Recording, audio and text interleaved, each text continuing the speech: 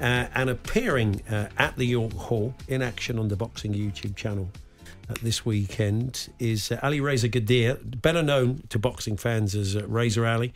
He has quite the backstory, and he is fighting Lennox Lithgow this weekend at the York Hall. And we're delighted to say Razor joins us now. Good to see you.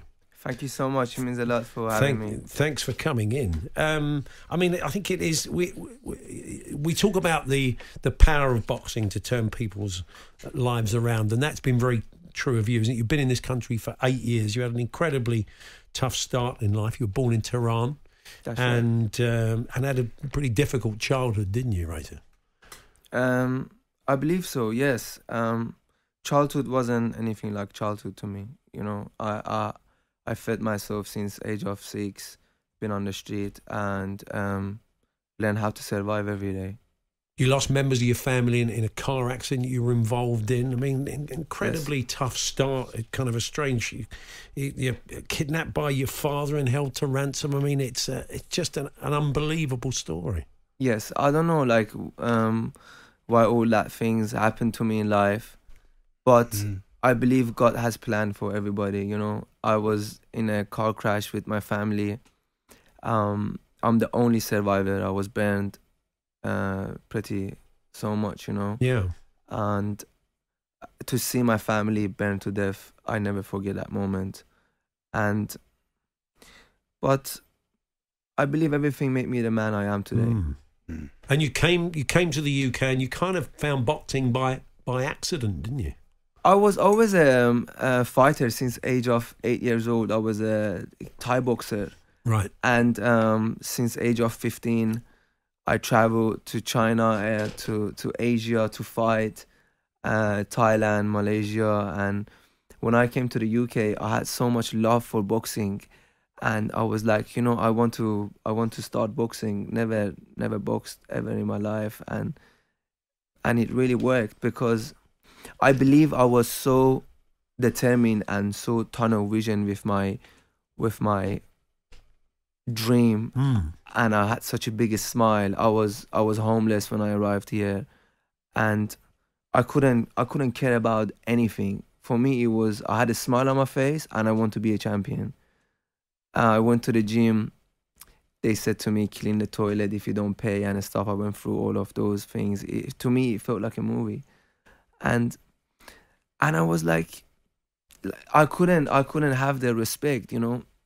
But I said to myself one thing. I said, in my forehead is written, you have no other choice to respect me because I'm not just any guy. What I went through, you can't leave it for a day. And I cannot exaggerate what I went through unless someone been and seen it and lived it. And that makes you more determined than ever to be successful. Nothing can break me. As a boxer, yeah. Nothing can break me in life. Did you have a mentor or somebody that introduced you to Repton Boxing Club or got you into it and believed in you? The man sitting in this room right here, my friend from Chicago, I know him through Instagram maybe 12 years ago when I was in Iran, because I was making a lot of noise in Iran in kickboxing. And then when I came to the UK, I couldn't speak English. I didn't know nothing, like a total stranger. So he sent me a postcode to go to East London, and it was a professional boxing club. I went there. I said, I want to train. And they said, no, it's not like that. I said, I don't have money. They said, clean the toilet. So I cleaned the toilet for a day and two. And then they said to me, this is a professional boxing gym. Like, you need to go through amateur. And the same guy took me to West Ham Boxing Club. I won the Elite Haringey Box Cup 2016 for them, 2017. And when nobody had faith in that gym in me, everybody told me I'm going to lose. And they didn't treat me really nice. So I left. I went to Repton. And then in Repton, it was really magical over there. I learned so much. Everything was different.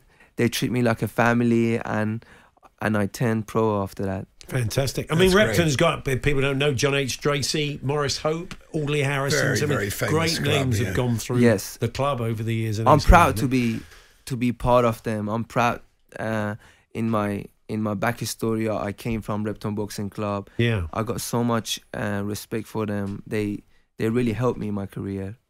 So you're 9-0 at the moment, record wise, in your career. I was asking you one knockout. So it's the sweet signs for you, is it? You like to outbox them rather than knock them out.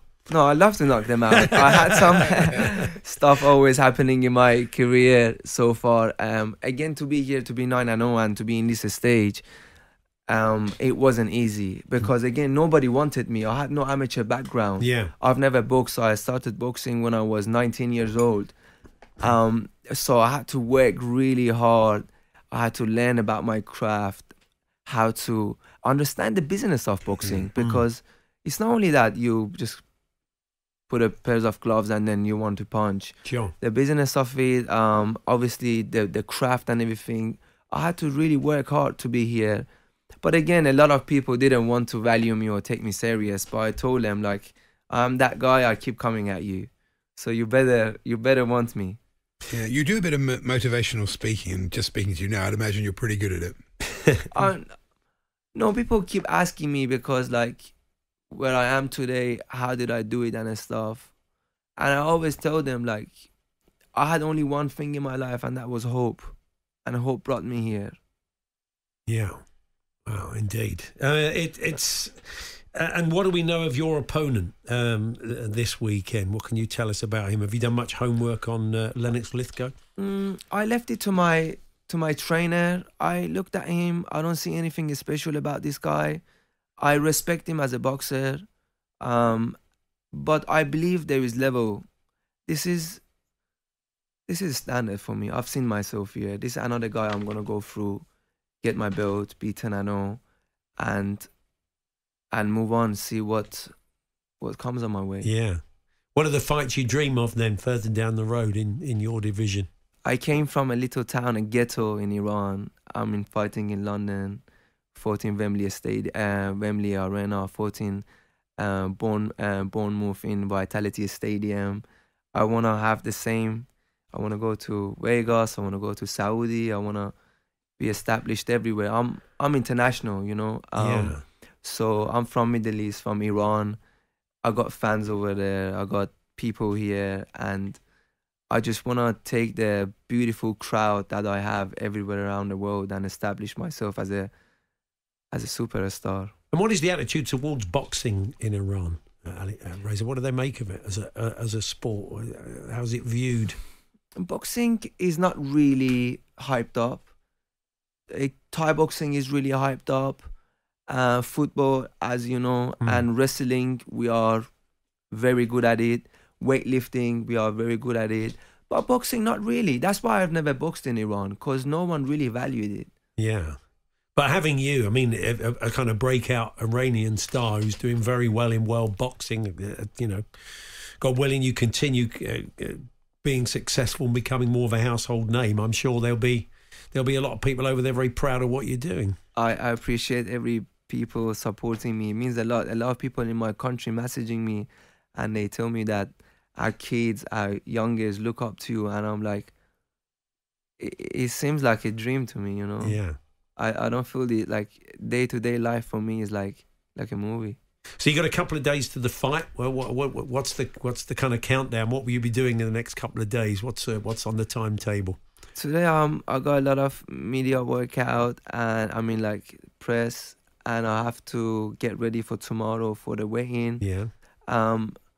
Because I have a very professional team, the weight loss been going really well for me, and after the weigh-in tomorrow, the first thing I want to have some sweet.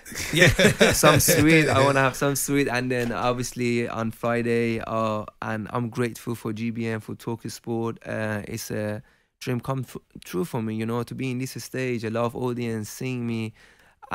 Friday, I'll be there to deliver the best fight of the night, and that is guaranteed because I know what I'm capable of.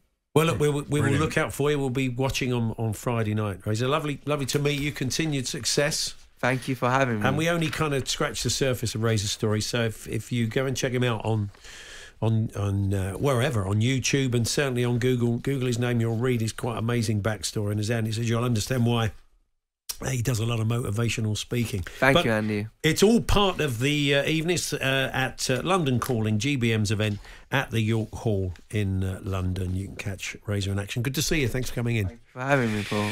On AM, on DAB, via the talkSPORT app and on your smart speaker. talkSPORT.